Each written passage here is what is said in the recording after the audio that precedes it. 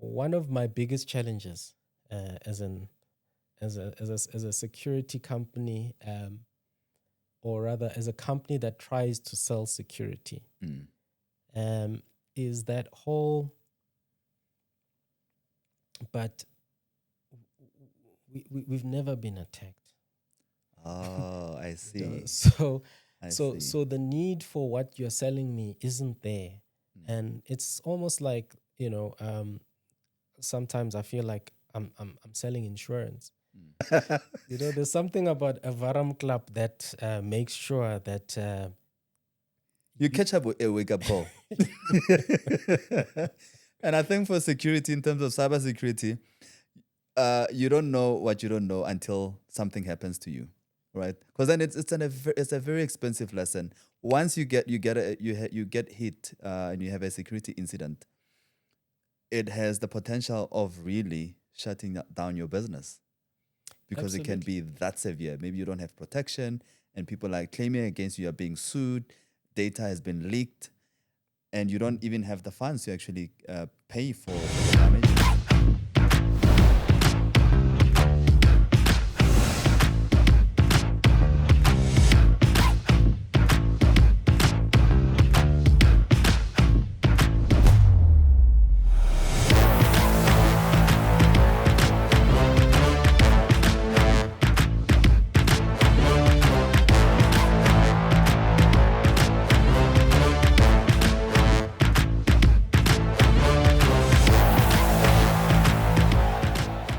Ladies and gentlemen, boys and girls, hello and welcome to ThinkPod, where we talk about everything education, technology, and business.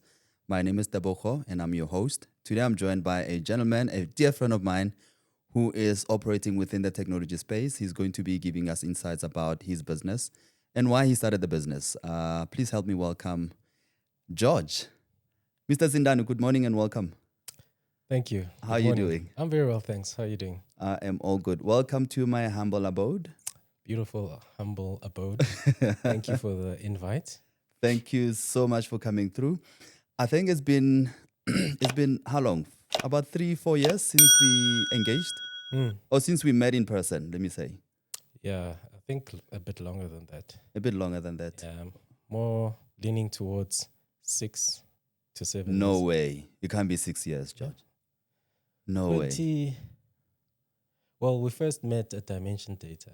Yeah, That was years ago. that's And then pounds ago. we rekindled the love around 2018. It was 2018, eh? 2018. Yeah, when you started When I your started my business. And then, yeah, I think we collaborated at the time. I think I was looking for some technical resources, and oh yes, I remember. Yeah, you were busy training the guys, and I said, "Hey, man, why don't we collaborate?" And we ended up going to a trip yeah, Nigeria. to Nigeria. I think we'll get into those details. Yeah. I'm interested to. I think for I mean, even the viewers, I'm sure they'll be interested to know who's George, where do you come from, Mhm. before even getting into a space where you wanted to start your own business. So just give us a little bit of your background. Okay, so I started working for Dimension Data, but before that, I was actually working for a company called Talk IT. Mm. Okay. That was in the early 2000s. Okay. So I actually studied there, and over time, um, created a very strong relationship with the guys, and they liked me, I liked them. They said, "Why don't you, start working for us and become one of the trainers?" So Mm. I did, and that took me through a bit of a training journey where I was providing technical training in networking specifically. And with that came other opportunities to actually work for another company called Symmetrics at the time. I think it later got bought by Atio. And there I was a systems administrator. So I was outsourced to various companies. Mm. Um, And yes. Yeah, I'm actually interested. I think let's backtrack a little bit. Okay. Before you even got into tech with Talk IT, Hmm. where did you come from? I mean, where were you born? Where Oh, were you okay. raised? Oh, you mean Because now I you're wanna taking take it from the back. you're taking it back there. I'm taking it far back. Okay, so I'm from a town called Middleburg. That's That's in in Mpumalanga. Mpumalanga. Yeah. Yeah. So I grew up in Mhluzi, and Is it like the burbs? no, Berg is just the town. It's just called Middleburg. Okay. I thought it was like the burbs, and No, you're no, no. living the life. I was in the hood in um in a place called Mhluzi. Mm. Yeah. So I grew up there. Um, and yeah, I then went to school in Witbank, Imalahleni. Mm. From there, I continued to do my high school in Pretoria. And from there, that's when I decided to go to Joburg. Okay. Yeah. So that's when I studied and ended up getting the job that I mentioned at Okay. Talk IT. Yes. Yes. Okay. So you went and studied tech. Is it something that you did intentionally or it was just by chance? So, I mean, I had, I just, I think just like with many kids, Hollywood portrayed this idea of hackers and like guys that just know IT as, having this cool superpower. Yeah. And I always like had gadgets. Gaming was a thing that I enjoyed doing. Wow. So it was just a natural desire to say, okay, I mean, my biggest desire was to be in business. That was something that I always wanted to do. So where did that desire come from? Where did you get the inspiration? Because I mean, growing up in a certain communities, especially when you are a person of color, you never get exposed to such kinds of mindset to say, I want to start a business. You think, no, I'm just going to go study, varsity, get a job, and that's it. So how do you get into the mindset of saying, no, I want to start a business at that young age? I think the whole business thing is because my family, there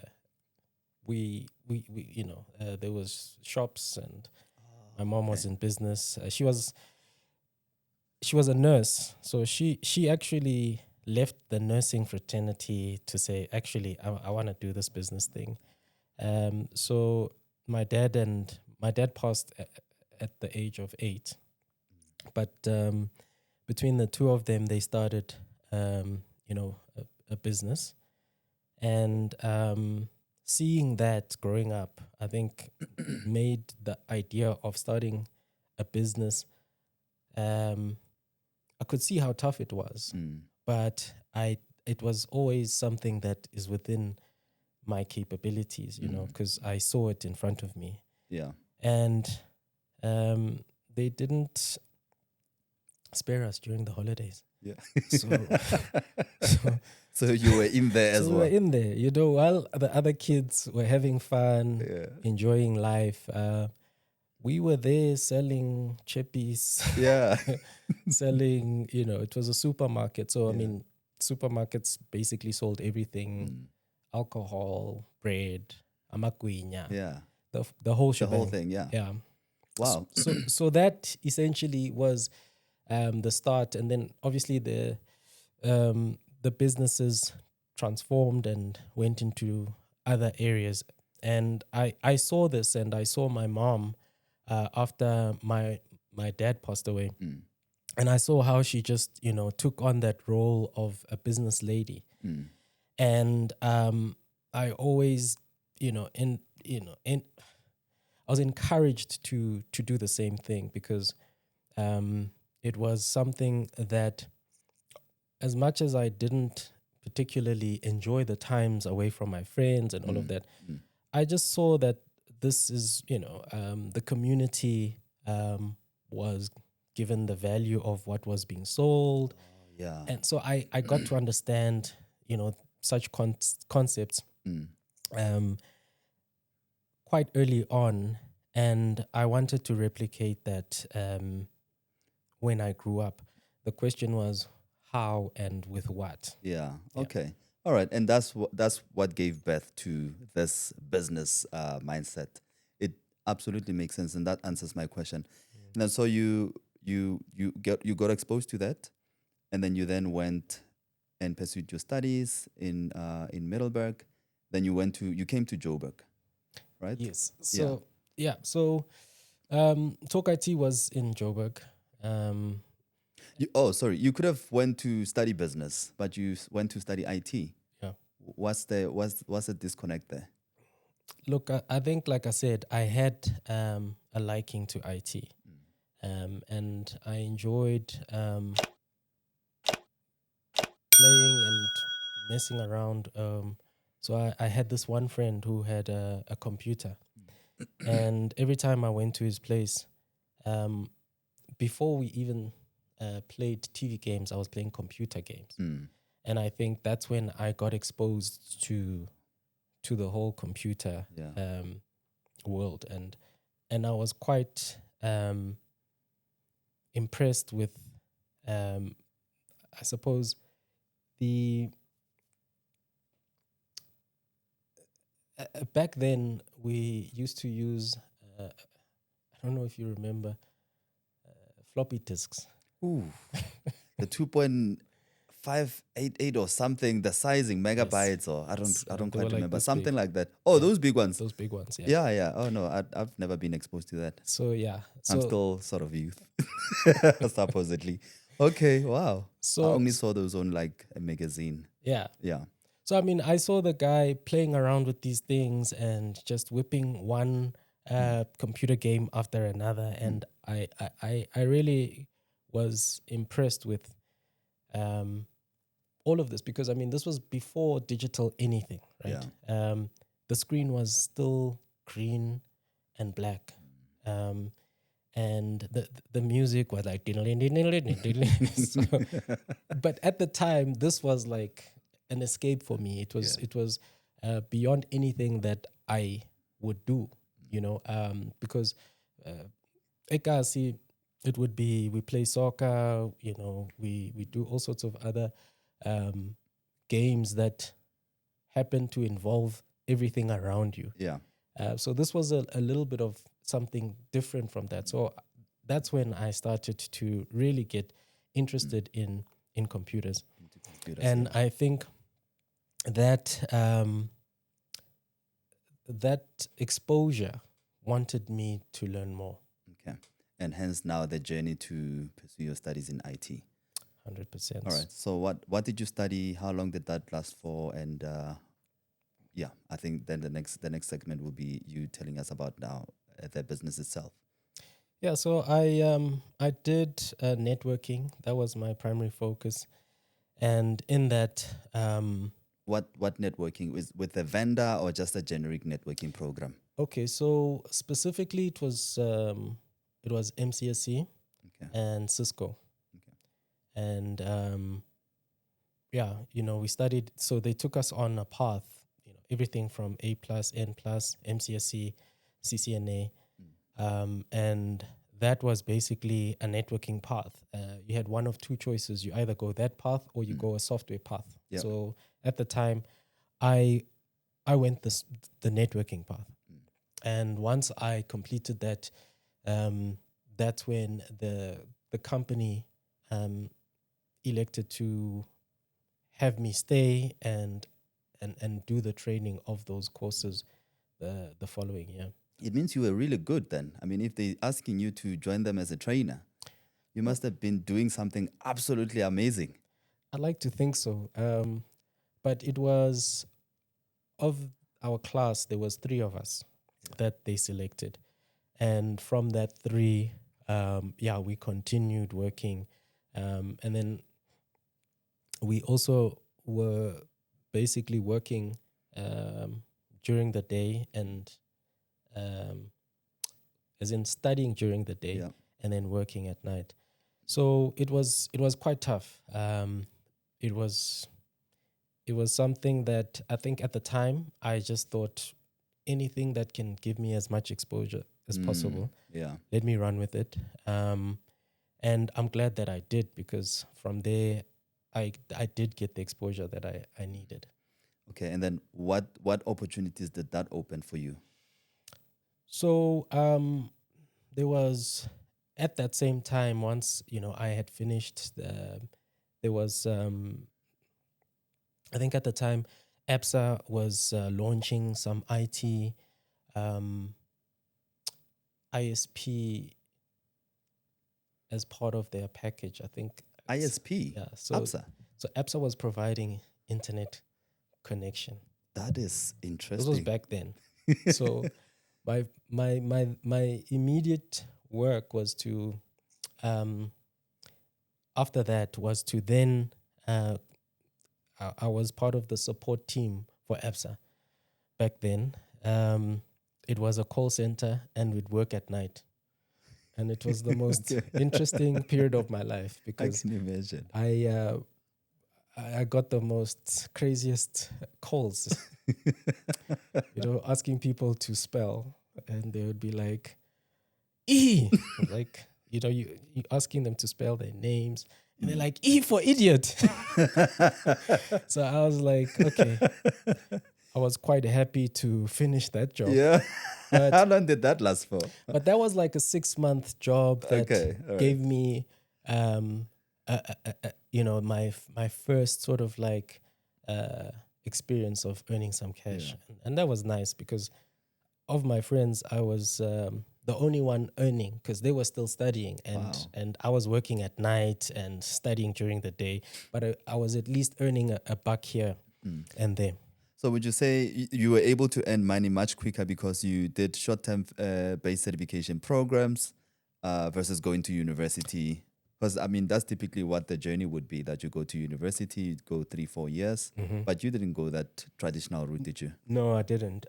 So the route of doing these vendor programs like the Microsofts and the Ciscos, it gave you practical, like immediate knowledge. So from there, I was able to quickly get into a position where I worked during the day and studied at night. So it was heavy, but it was allowing me to also apply the theory from from class. Yeah. So you learn, and then the next day you are literally implementing it. So I found that to be quite useful, because it had a direct impact. 100%, 100%. I like that you've put it that way. And it's coming from you, because we're a trading business. People might think that we are making these things up to influence for our own things, but it's actually the truth of the reality of what we find in industry, that people that have went and done vendor-specific certifications are actually much more impactful in terms of implementing the stuff almost immediately after they've completed the certification or the learning track. Yeah, there was So, yeah. absolutely no waiting. As I say, right, I was able to literally work while I was studying. Yeah. So I had to just organize my life, because I had to, burn the candle on both ends. Yeah. But I suppose at that point in time, I had a lot of energy, which cannot be said now. Yeah, but that's why you have other people working for you, which we'll get into in just a moment. All right, so you went to with the business for 6 months with APSA Internet Service Provision. Very interesting. I never knew that they did that. Yeah, they had a package. Yeah. One of their packages included that. This was way before, all the other banks followed suit. I think they were the first to actually start that. Incredible. So what then? What happened after? Did you get another job? Yeah. So from there, I continued to work at Talk, and then after that, we then worked for a company called Symmetric. So it was me and the guys. One of the guys, we went and worked for a company called Symmetrics. What were you doing there? And that was the job that included systems administration, where we were basically outsourced to various companies. So they would literally just ask for a certain type of resource, and then we'd be placed. I worked for Unitrans. I also worked for A medical company, medical insurance company. I forget the name. Still doing systems administration. Yeah, That's server management, yeah. So effectively. it's essentially everything, right? So my roles at those companies included everything from, desktop support to networking, backup, server administration, AD management, firewalls management, and everything that was necessary to basically run those corporates From a tech perspective, yeah. from a tech And then you've done this across different number of industry verticals. You've done for a banking sector, for a medical sector, and the logistics company, and Unitrans. logistics. Yeah, Yeah. yeah. So you're like a well-rounded person when it comes to that Yeah. particular space. Yeah. So in that regard, we were basically given an opportunity to move around, and it was quite a good exposure to understand different industries. Well beyond just working for a training company, because I spent a lot of time in that training company. But after that, I got the opportunity to literally be on multiple, um, um, you know, um, server rooms in various industries, and that was a nice experience to also move from a theory based sort of like environment, which is training, right? Yeah. You're teaching um, the learners how IT works Yeah. to implementing the very theory stuff. that you have taught. So Yeah. so that transition was also good in terms of the journey that I was taking at the time. Yeah. So it made Amazing. sense. All right. So you went and did the practical stuff, but I do know that you have some sales background.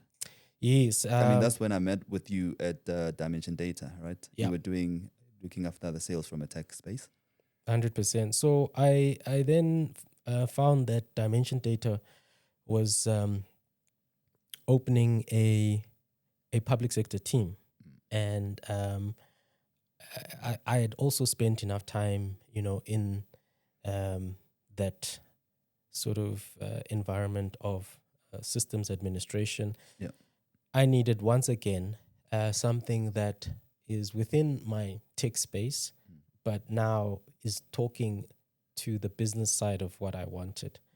So now I'm bringing those worlds together, and I applied at Dimension Data for the public sector role. I got it, and I think I spent about a decade working. That was like the longest time in corporate that I spent. A decade. Yep, I spent 10 years at Shoo. Dimension Data, and that was a sales role. But I obviously moved through the various levels from public sector. I then went into the private sector. Okay. And Within the Dimension Data business still. yes, so Okay. I started at Internet Solutions. I believe that's where we met. Yeah. And then I think post that, I spent a good 9 years at Internet Solutions. I then got promoted to management, and then I went into a role for about a year at Dimension Data. Okay. All right. So very interesting background. Thank you for that. I think now I'm more interested to know more about Galattica, which is the main topic today. Because you're the managing director of the company. So what inspired you to start Galattica? Yes. So And even the name. I mean, it's such a cool name, Galattica. What was the inspiration behind the name? yeah. So the name. So I've always been interested in this whole idea of the galaxy. So it comes from intergalactic. I'm sure you're aware of the name, and I mean, I was reading somewhere where um, I read that from the Earth to the Sun is about 150 million kilometers, and I was like, "Geez, I couldn't fathom how far that is, right?" Yeah. And I was like, "Wow, that is really That is, amazing."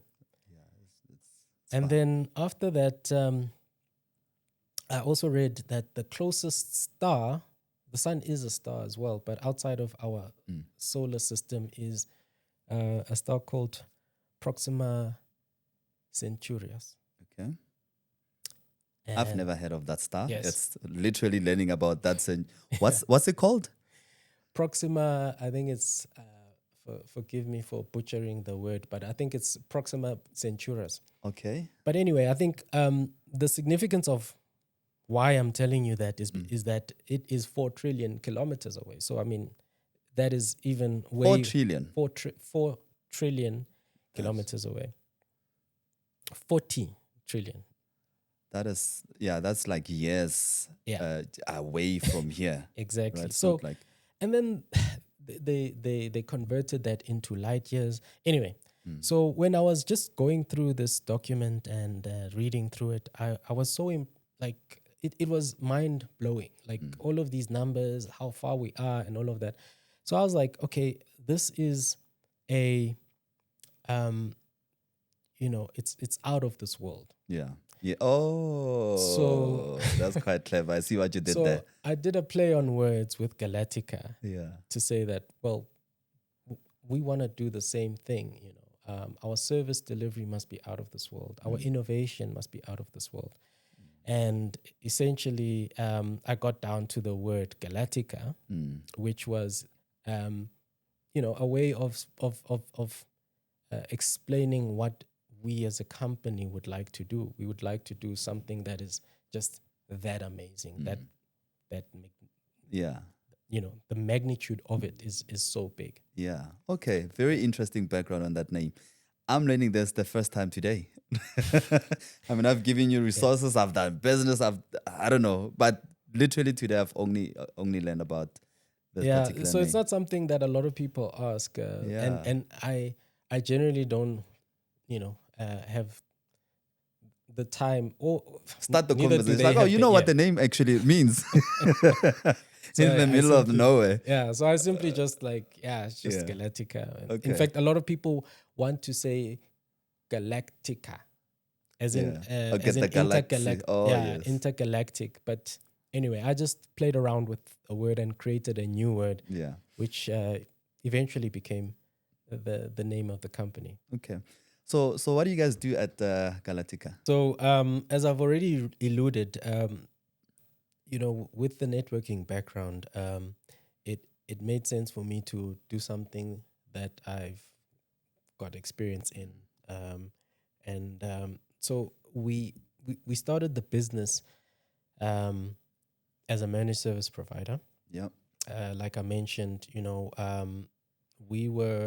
was outsourced to various companies, and we managed the company's network from end to end. In the same way, when we started the company, the MSP service provision, the Yep. managed service provision, is something that we continued. Yeah. So what services do you provide? So Or when you started, maybe the portfolio has grown now, but Yeah. when you initially started. So the company has actually, yeah, as you say, it has grown. But when we started, we did everything from pulling a fiber into your environment, um, setting up the firewall, Mm. the switches, the access points, and installing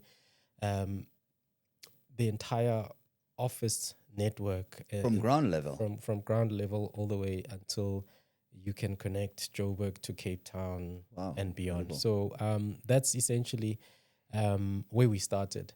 And we do your VoIP services, your printing services, and so on and so forth. So, I mean, with different clients, they wanted different things. And with each client wanting more and more, we ended up doing more and more. Ah, I see. Um, the business has subsequently taken a bit of a pivot into a little bit more of a security focus. Mm.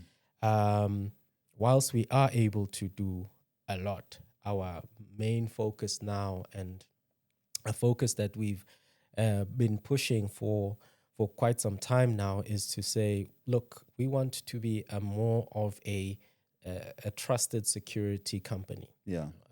That is essentially one of the missions that we try to achieve. Putting a security first mentality and focus on our on our clients is something that we have done. Mm. In addition to that, we are looking at optimization. So both, security and business optimization are our key focuses. To the point that we are also in the space of app development. So Wow. we've built a few apps for our clients, also in different industries. A CRM for one of the clients, logistics app, as well as a cross-border logistics app, Oof. as well as That's a wellness application. wow. Sure. All this in a space of what? 6 years that Well, I've haven't seen you. yeah, so it has been So many quite some changes, time. such a Yeah, short space of time. I don't yeah, know. 6 years, it could be what? I guess it's give or take. subjective. Yeah. Yeah, Right. 6 years. I think in that time, a lot has happened. COVID has happened. Yeah. So things, I think, shift yeah. and change. Yeah, absolutely. So the last time I saw you was when I don't know, did I see you after we went to Nigeria? I think we spoke a few times, Yeah. but And then, yeah, after that right. we kind of like got stuck in our worlds. Yeah, COVID happened and Things, people went their yeah, ways, they were stuck in their cocoon and right. exactly.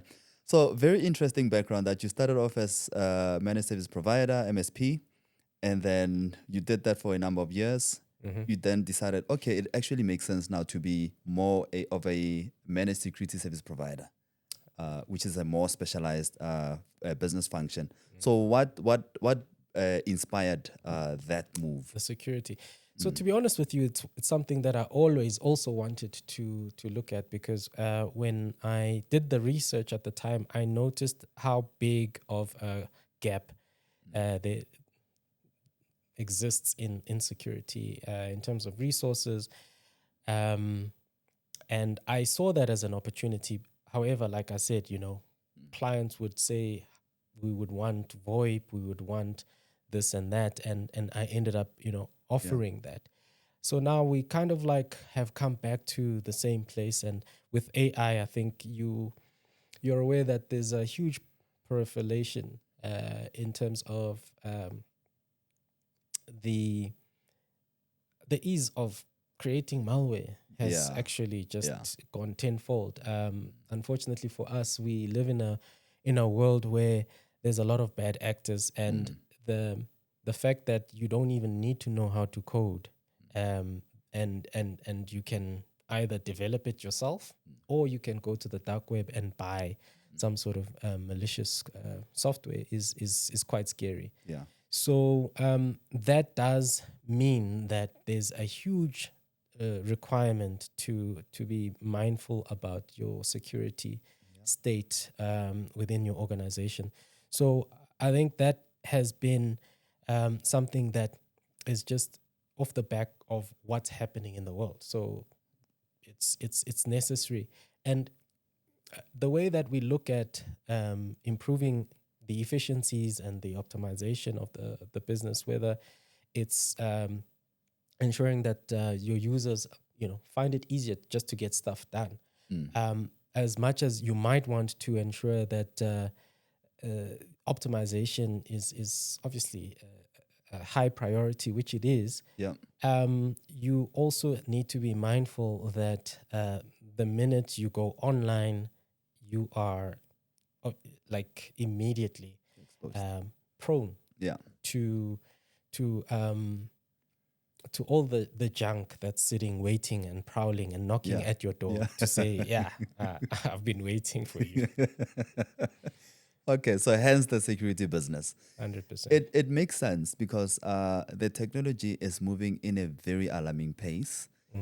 Businesses are trying to find, to your point, optimize way to optimize the way they do things. And then part of that, what I've seen across many businesses, including enterprise businesses, even small businesses, funny enough, is the move towards cloud computing. They're moving business applications to the cloud. And the biggest concern, part of the biggest concern is that who has access to this cloud?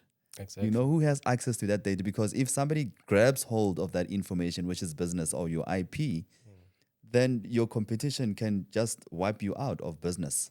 Right. So it's a very, very critical or mission critical function and service that you're providing.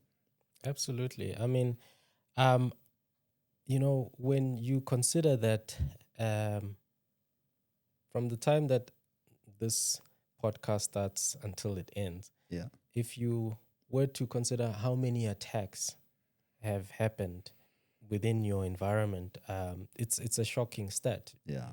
And like I say, it's become an easy way to make money for some people across the world wake up every single morning just to put on their work clothes to go sit in the office of an organized environment just so that they can discover who's going to become a victim today. Yeah. and it's a full-time job that pays well. I laugh, but it's actually the truth of the reality. Yeah. So Yeah. so you've got a whole bunch of actors, whether organized or just trying it out, who are literally whose sole job is to see how far they can push the boundary. And I think that is quite a sad and scary realization. And it's for that reason why, what we try and do is we try to just add layers of protection on our clients, inform them. We've got online security awareness training just to give the guys a basic understanding of how easy it is to simply create a phishing email and to harvest passwords and credentials and to effectively gain access in a whole host of ways, and it's a constant like wave of like I said, bad actors who are doing this not only for the large enterprise or the medium-sized enterprise, but even for the one-man show. Yeah. Yes. Yes. And I wanted to also ask, I'm sure you've probably also received these emails where somebody says, oh, my husband passed away and then I have this inheritance in dollars and pounds that I just need somebody they share your surname and then I want you to just come in and share your details so that I can just give you all this inheritance, or I'll give you a portion of it. I just need you to give me your details. You've never received those emails? Personally, no. Or somebody saying, I've seen those in my Gmail account, but not in my business account. But I know about them. Those are your those ones are your basic types of emails that they sound too good to be true, and when it's too good to be true, it usually is. it usually is. So, but to you, you're in the cybersecurity space. You providing this as a service because you're an advisor in this, you're an expert in this field. But for somebody who's just a layman, to you it's like, oh no, this is basic, this is easy. But for somebody else, it's like, oh, I can get money from this. It's an actual real thing that somebody thinks they can actually get money out of this thing, and then they get their information sourced out, and then next thing you find out that you've opened up an account, or mine is being your profile is being used for other things. Mm. So I think I'm going with this is about, do you only do it for enterprise businesses, small medium businesses, nothing for individuals? And if not, what are sort of avenues that people can explore in that space on an individual capacity to also stay protected, to receive the same amount of protection as the your businesses and stuff? Yeah, I primarily, work for, I do work mainly for businesses. Um, but I think there's a lot of free information that um, an individual can look at online, where it just talks to, like, the security awareness training that we provide. It basically talks about the different techniques Yeah. that that's used by these criminals, these cyber criminals. And when you understand the different techniques, then it becomes easier to kind of like see how an email is structured. They use very some of, depending on what the type of technique that they're using. Some it becomes very emotional. Some use romance to get to your wallet. Yes, correct. Yeah. Inheritance, that's an old and favorite one. Yeah. And the reason why it still exists is because it works. To unsuspecting victims. But yes, when you start to see the pattern of the techniques, then you can see through the email. Yeah. And when you tend to have an urgency, because usually it's like, quickly do this right Yeah. now, Yes, or within true. the day, or so that you're panicking, and your thinking capacity is very limited. So that is a huge um, method that is used. But like I say, there is a lot of training, free training online that one can look at. And yeah, like I say, once you are able to see the patterns and the techniques, it's easier to determine whether something is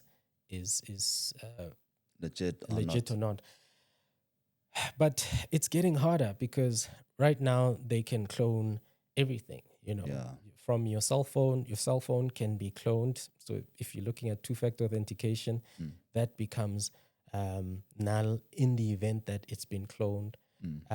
Your domain name can be cloned, so that it looks like you sent me from your inbox, and That's very scary. you are asking for an invoice, and I believe to be paid, and I believe you, because one of the things that we used to use as a training is look at the type of domain name that is being used, and it used to be quite obvious that, this is not the correct domain of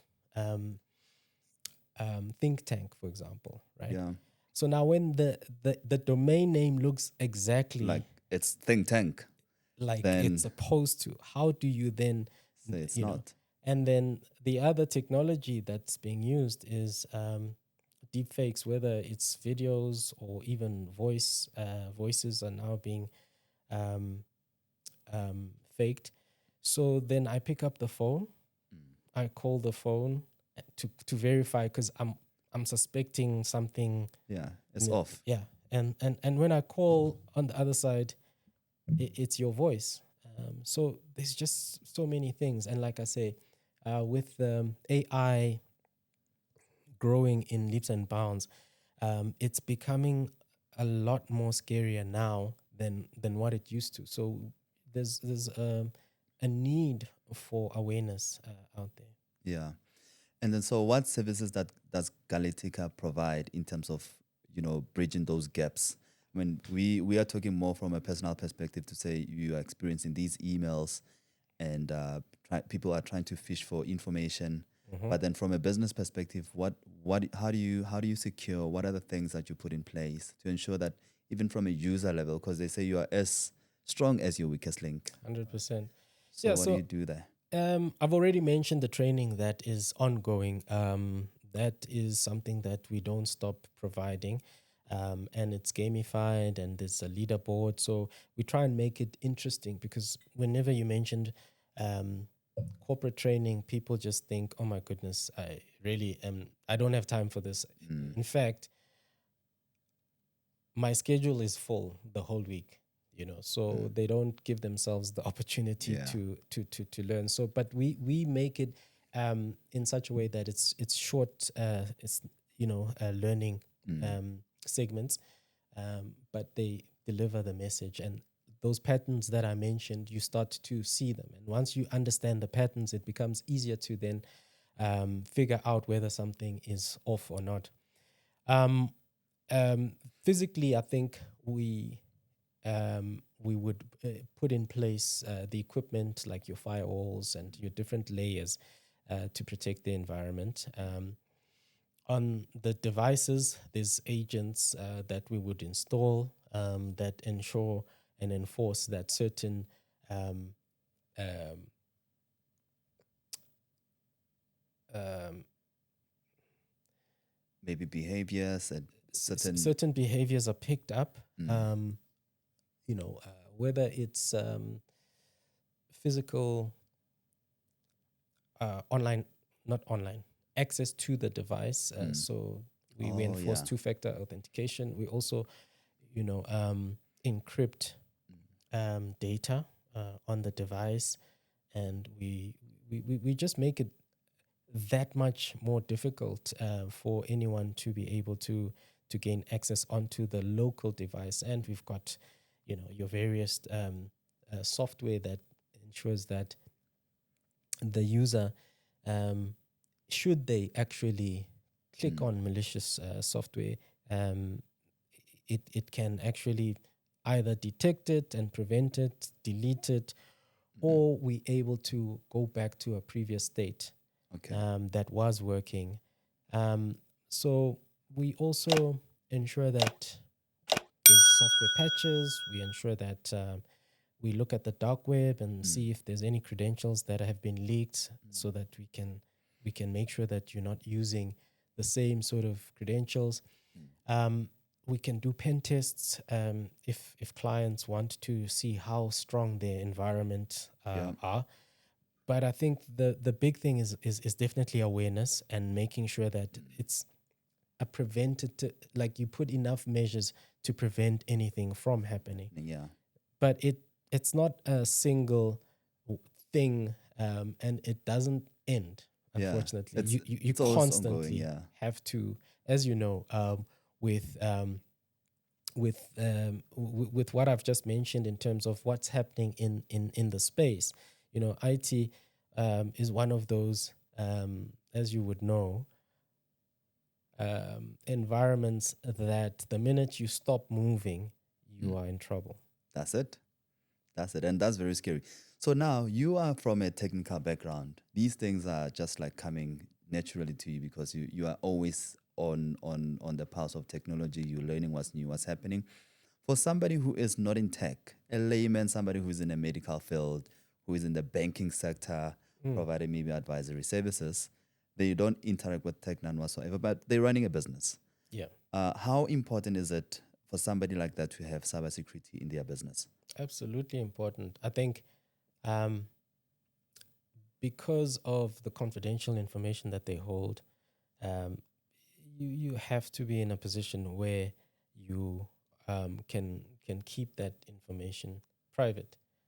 There's, as you know, there's compliance like Poppy, Yeah.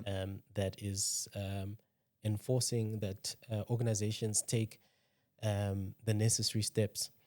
So to stay compliant means that you have to have all these measures in place. So I see that, a lot of the clients that I engage give me that sort of like response, but I'm just a one man show, or Yeah. we don't really have that many users. There's only just 5 of us, and the stories continue. But there's become, even with our OEMs like your Microsoft and your Cisco's, your FortiGates, and so on and so forth. Even Gmail, for example, I've seen speaking about email, where they have started to enforce certain requirements, security requirements of their clients, irrespective of whether you're using a domain name that has been linked to your company or a Gmail account, which is something that I see a lot of business users still using. There are still requirements from Gmail, from Google, that say you need to have certain things in place for the service to run. So it's highly important to ensure that as a business owner, or an individual for that matter, as long as you are online, you are prone to being impacted by some sort of negative activity. So for the guys that don't have access to platforms, because this is more based on security, that you're installing agents, you're setting up firewalls. For a company that says, no, we don't need security because they're like processing their documents, they're written down on paper. How difficult is it to protect somebody like that? Because some companies are using spreadsheets, like, oh, we're using Excel to store the data. And they're like, oh, we're also filing, we're printing it out and saving it somewhere. I mean, what are the risks there for somebody like that? Because they're like, oh, it's not online, so we're fine. Is it a thing? No, absolutely. I mean, hard copy is in itself prone to being burnt. So this is why we move things to, even if you don't move it to the cloud, at least move it to a different environment. What happens in the event of a fire, for example. I still get a lot. In fact, one of my biggest challenges as a security company, or rather as a company that tries to sell security, is that whole, but we've never been attacked. Oh, I see. So the need for what you're selling me isn't there. And it's almost like, sometimes I feel like I'm selling insurance. By the way, some of the services that we provide do provide a warranty. So in the event of a breach, if everything has been done accordingly, there is some sort of reimbursement where we provide a whole bunch of services that include a PR resource as well as a forensics resource. Wow. So that makes for a much easier way to manage a breach, because a lot of the times when you are under attack, you have absolutely no idea what you're going to do, where to turn to.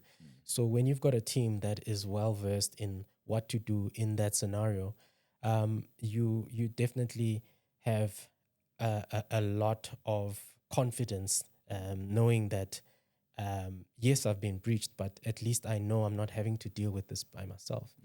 But yes, the whole concept of why do we need you is one that I battle with on a daily basis, because as I say, until something happens, people don't actually appreciate the job and the role that we play.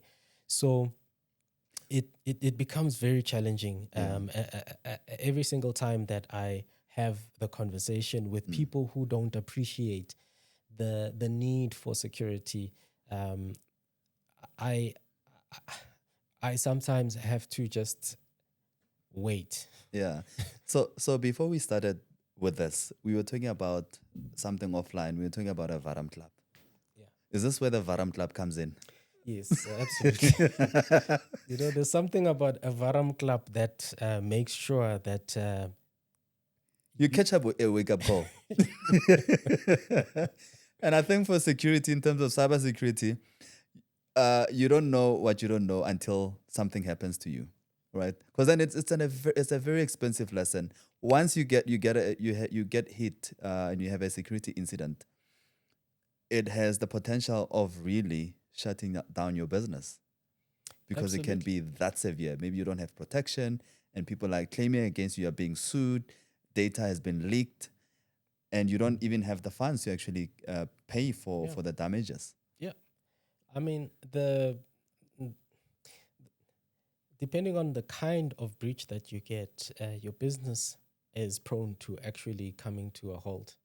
And breaches happen all the time, like I say, and it's just the severity of how big the breach gets. But I mean, when it's your pulse of your business that gets impacted, um, you will not have the capacity to get back um, from from that type of a breach. So it's a small price to pay in the long run to just make sure that, I mean, if we have to use the scenario of, or an analogy of having a door with a lock and a burglar proof and a dog. I mean, we all understand those concepts of Yeah. make it harder for the criminal.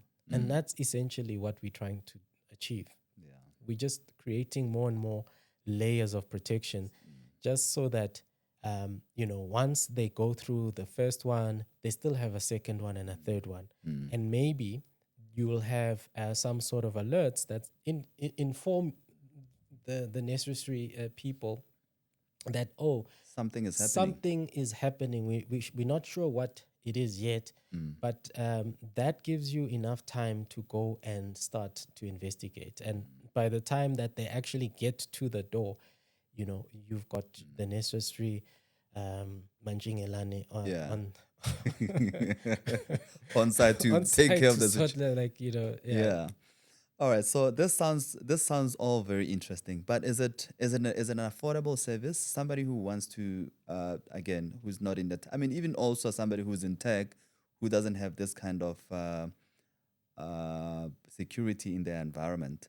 Is it an affordable service? Yeah. Who gets to benefit from something like this? A small business, can they benefit from a service like this, or is it only the enterprise businesses that can get service from you and it's affordable? So I think being a small business myself, I understand the challenges of small business and funds being one of them, cash flow being one of them. So it is for that reason why, when looking at the various products, we ensure that we have affordable solutions, um, and that's exactly something that I can proudly say we are. We're extremely affordable, Yeah. um, and and I think that um, when you look at what you get from what you pay, I would say that you get a way, way, way, um, um, a whole lot of value. A big bang for your buck, Yeah, right? as we say. Yeah. Good. Yeah. So okay, great. So for somebody who wants to, and I think now I'm sort of pivoting a bit, for somebody who wants to get into the space of business. I mean, you're an entrepreneur yourself. You've been in business for a little over 10 years. So for somebody who wants to get into the space, they're young and upcoming, and they're like, oh, I want to be like George. Start my own Galattica. Where does one start? How does that look like? And for you, what are the challenges that you're experiencing as an entrepreneur, Okay. like that you've experienced over the years? Yeah. Okay. That's Yeah. No. a, That's a loaded question yeah. with a lot of thinking for me. But I mean, simply put, I would say that maybe to use my experience as a response, um, where does one start? I mean, um, I would definitely, if I had to do it all again, I think one of the biggest areas of um, starting your own business is just knowing your strengths. Mm. What are you good at, right? Because the answer to where do you start will be driven by that. Mm. And I think that our experiences and journeys will be different because, mine, as I've already mentioned to you, was through the various journeys that I took Yeah. that landed me in this position.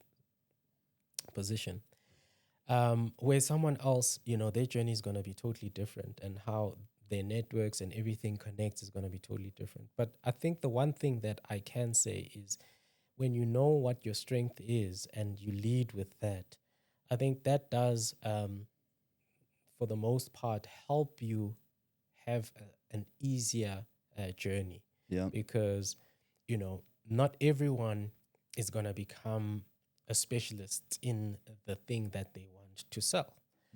But they can hire a specialist. Maybe I their see. strength lies in connecting people. Yeah.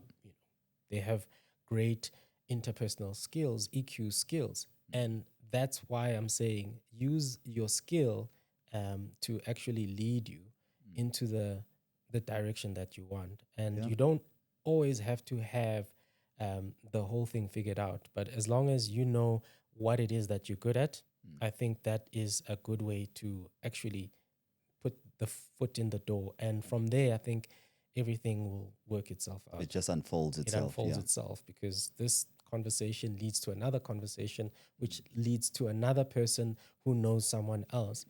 And I think it's about actually starting and just working on the thing that you believe is the thing that you are able to share with the world. So Yeah. other people are extroverts, let them use that strength. Others are introverts. Maybe they need to get someone who's got an extroverted interpersonal skill to help them because, you need to obviously get the word and the Yeah. value and the product and the services that you have out there. So this is why I'm not necessarily advocating for any specific type of way, but just understand yourself. I think knowing thyself is probably one of the most powerful things that you can use when trying to move forward. Yeah. No, I think that is a very powerful insight. Knowing that self, I think that's a takeaway from me for me as well. That you just need to know yourself, and then there, everything can just unpack itself. So, for There was a second part to that. there is a second part, but you've said so many things that are so powerful. I'm still trying to sink them in, right? Okay. No. So I'll let you continue. Yeah, so it's around the challenges though, around entrepreneurship. That now that you know that I want to start this thing, this is what I'm good at.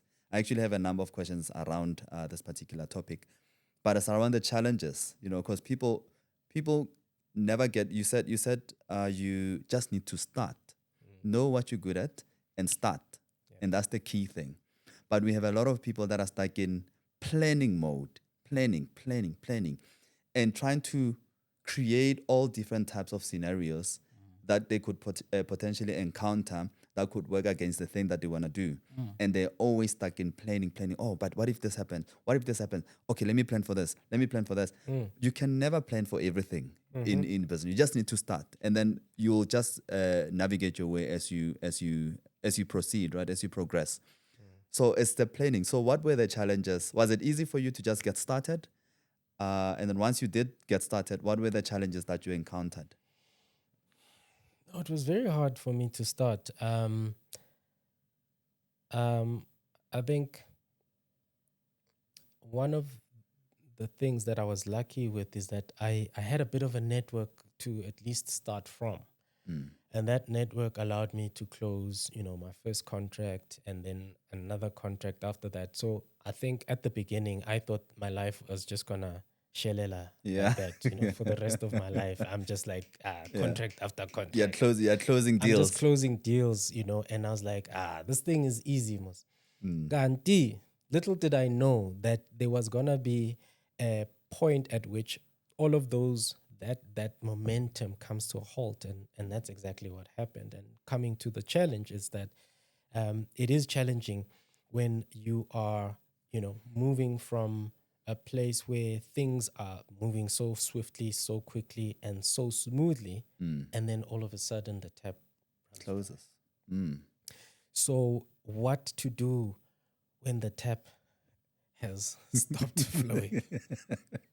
And that's the biggest question. That is the question, Ooh. right? Yeah. So that created so much frustration because then I think a lot of people think that um, because I'm killing it in corporate at my current Oh, job, yeah. you're gonna kill it out there, Biggest mistake.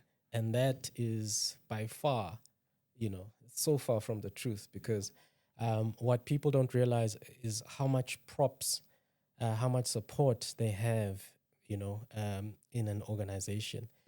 Everything that you used to have. I mean, I remember I had a whole team behind me, and every time I shone because I hit the lights out, maybe for the month or for the year, because I did hit my number quite a lot when I was still at my sales job.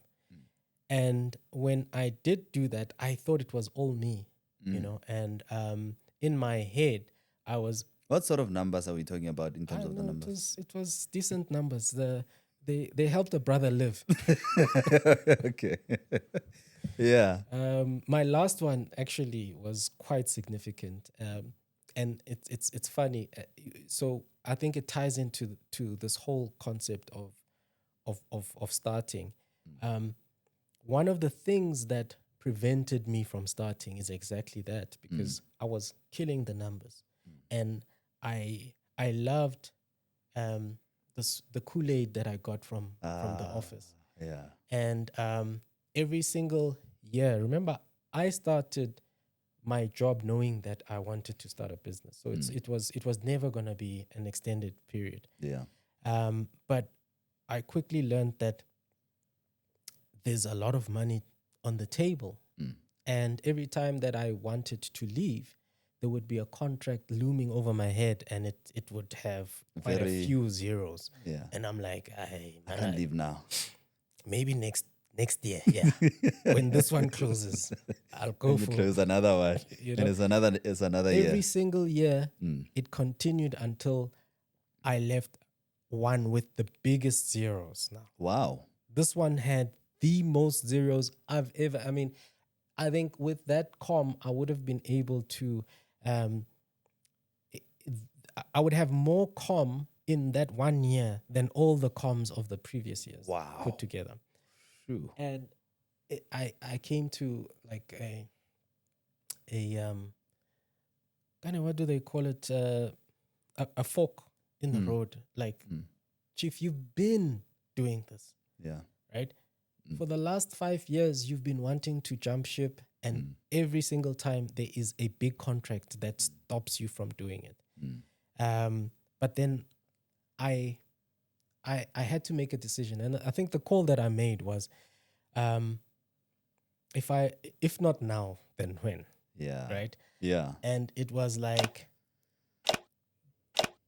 the biggest challenge was that I'm letting go of this very attractive sum of money so that I can go outside and struggle.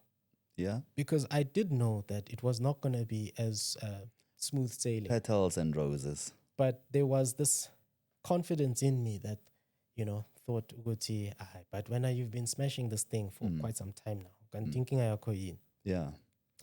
and then I then decided, okay, let me just jump ship. I'm actually, if I don't do this thing now, You're never gonna I'm do not it. getting any younger, and I'm gonna lose this check for a long term bigger thing that I'm trying to pursue, and that's actually the thing that got me to jump, because it was never gonna stop. And when I landed on the other side, yo. Was it Welcome to entrepreneurship. was it not cold? I mean, I left my cushy job, Yeah. and the heat. I mean, there was aircon, there was everything there Yeah. to come out here Yeah. Now you have to become to the aircon yourself. to You experience. have to be marketing, you have to be sales, Yeah. you have to be security, you have to be. There's a lot of hats that you have to wear Yeah. as you that you never knew that you needed So when the you only still had your hat that I cushion. needed was my sales hat, and now I'm wearing 6 different hats, Yeah. including the sales hat. Yeah. So that was one of the hardest things that I experienced in terms of the challenges. So it really it does require one to have a thick skin. Mm. I don't think that if you can't deal with hardship and pain and Rejection. rejection and ill behavior from both your team members and customers, I think that one of the things that I learned very quickly was that I actually found my customers to be a lot easier to deal with than my And team. that is very weird and interesting to know that you would think the customers would be difficult to deal with than your staff. Yeah. So staff is by far one of the hardest areas of challenges that an entrepreneur will have to deal with, because they rely so much on their ability to service the client. Yeah. So you might have all these great and wonderful things that you want for yourself. This is where I want the vision for the company to go. But I mean, you would know that if you are not able to conjure that same inspiration and motivation into your team, you have a big problem. Because what it means is that you have to become a Martin Luther King, MLK. Every day you have to be preaching to people, inspiring them, because that's your job. I mean, now not only are you selling to the client and having to tap dance, now you have to be MLK in in in the boardroom, because it's incumbent on you to show vision, leadership, and the way for the team, and they have to feel what you're feeling. Yeah. True. So yeah, the skills that you need to become a successful entrepreneur are ones that you know you can only experience them once you're out there, once you're in there, dealing with the cold, like I said, because it's Yeah. rough out there. Okay. Thank you for that. I think we're going to need a second episode for this because there's so much to unpack. And I'm looking at the time, we don't have much, right? So I just want to, we can always do a second session where we can really unpack the deeper stuff into entrepreneurship. And this is the whole point of why we wanted to create the segment, so that people can know what are the things to look out for. And the guys that want to start their own businesses, we have lots of people that have very bright ideas, incorporate, and then they like, I want to implement this thing, but they just never get to the space where they are, they have the confidence, they are confident enough to get, to just take that leap of faith, So it's a difficult thing. I mean, you have your monthly salary, and the longer you stay, if you're getting 20,000 rands a month, you're like, okay, I need 20,000 rands. For me, should I jump to cover my things? And the longer you stay, the more money you get. Now suddenly you're getting 50,000 rands. You need But 50,000 the more rands. expenses you incur. And the more expenses you incur. So effectively, staying, if you really want to pursue this thing, there's never a right time to do it.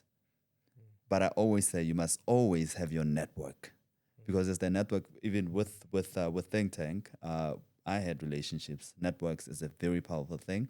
Just need to have the thing that you want to do and the networks. And then once you know that you're confident in the particular business or space, it's just connecting with your people that are in various spaces, and you're able to then find that person who knows somebody else who can give you the opportunity. Absolutely. To your point.